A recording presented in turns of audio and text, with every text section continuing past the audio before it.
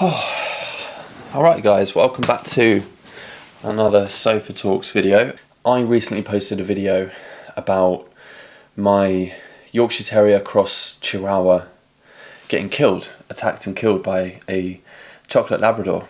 Obviously when that happened, it was a shocking time to be alive. It was horrible. Nothing in life can prepare you for something like that happening. At the time obviously I was fully heartbroken, completely lost. I was still young. I didn't know what to do. And at the time, I thought it would be a good idea to try and fill that void with another dog. That's exactly what I did. I went on the hunt for another dog, and essentially in that moment, I didn't realise at the time, but I was trying to replace Kai.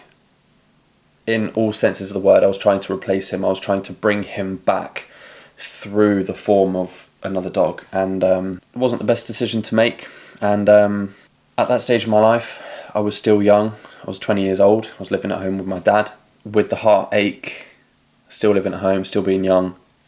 At that stage of my life, it was definitely the wrong time to introduce a new dog to my life. It was the wrong time, and it was also too soon after Kai had passed away. But being a 20-year-old, I ran with my emotions, I ran with my heart. I didn't use my brain in this situation, and I got another dog. But it wasn't just any dog, it was this dog. This is Orlando, and believe me when I say there was no off button with this boy.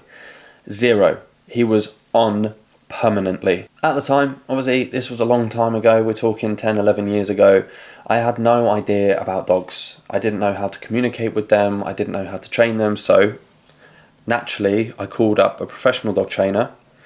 We did 10 sessions at £50 a session, and for my £500 investment, his behaviour didn't change, and it was all down to me, and I preach this in all of my videos. It's always the owner's fault, it's always the owner's problem. Orlando was so amazing and he was ready to learn, but he had a bad teacher in me.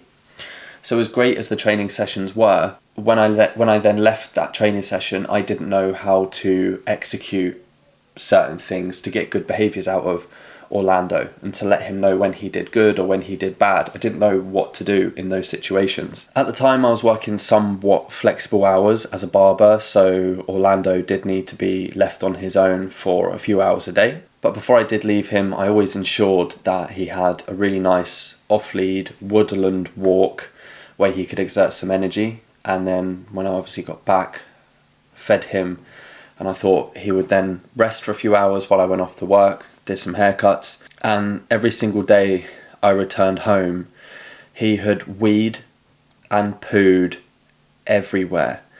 And he was kept downstairs at the time, so the living room door was shut, and he had access to the living room and the kitchen area where his crate was. And there was poo in the living room, there was wee in the living room, there was poo in the kitchen, and it was just everywhere. And it was horrible, and I really didn't know what to do. And I mostly just felt sorry for Orlando because he was obviously struggling. At the time, I undoubtedly had no idea how to handle a dog. At the time, I didn't know how to communicate with a dog. I didn't know how to train a dog or stimulate a dog, which made my role as his keeper impossible. Not difficult, it made it impossible. At the time, I wanted to contact the breeder and essentially ask them for help. I didn't know what to do. I was running out of options because Orlando was a maniac. Thankfully, the breeder did send me a really encouraging email, just letting me know to continue with the training sessions. She let me know that I was doing a great job, and just keep going and he will be fine. Which actually really surprised me because the email I sent her was a little bit panicky, and I was like, you know, I'm really struggling, I don't know what to do. He's peeing and pooing everywhere. I'm taking him to training sessions, I'm walking him X amount of hours per day, and he's just he just doesn't seem to turn off at any point. What do I do? So her response was genuinely really encouraging, and I did really appreciate it because it just made me feel a little bit better about the situation. So that's what I did. I continued with some training sessions. I was introduced to the clicker by the training person, but these tools are only as good as the person using them, and again, I didn't know how to use him. I didn't know what I was doing, and eventually I did have to contact the breeders again, and this, for me, was not an easy decision. Don't forget, I'm still heartbroken from the loss of Kai, and I'm at my wit's end with Orlando, and every part of my being wanted to hold on to that dog because I loved him and he was great, he was amazing. But I couldn't help but feel sorry for him, because looking back, at the time I wasn't blaming myself. I just thought I had a crazy dog. But now, as I've mentioned in this video, it was me. I didn't know what to do with him. I was unqualified, completely unqualified, and if I had kept hold of Orlando, he would have been a nightmare of a dog. He would have been a complete nightmare. Nothing would have ever changed because, again, I didn't know what I was doing with him. Hence his daily struggle at behaving himself. So via email, we did arrange a time for the breeder to come and collect Orlando. And as you can imagine, at this time, my brain was just completely scrambled. I'd not long lost Kai, that was still so fresh in my mind. And now I was handing back a puppy that I failed on. I completely failed Orlando. And Orlando wouldn't have had to gone through this process if it wasn't for me being a selfish person and trying to fill that void. And to be honest with you guys, it still haunts me a little bit to this day. There is, though, a silver lining to all of this. The breeders actually ended up keeping Orlando, and they showed him at multiple dog shows that he won.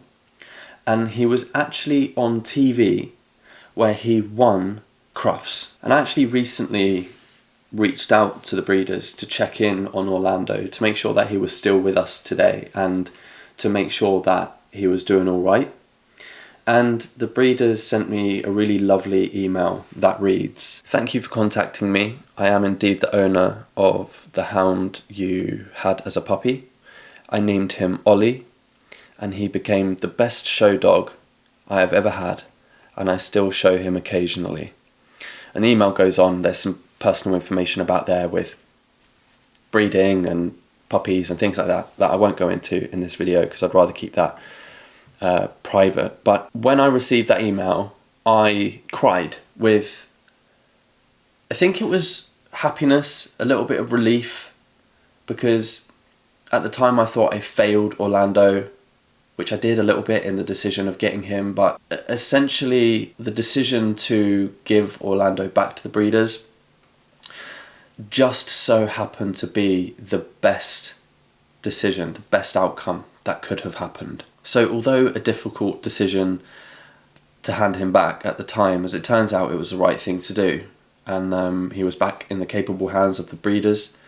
And who knows, if I hadn't have taken Orlando and given him back, the breeders may have sold him to somewhere else and they never would have had Orlando in their lives to show and to win some really exciting dog competitions. So the lesson in all of this is to not try to fill heartache with a replacement. Instead, allow time to take its course and heal naturally.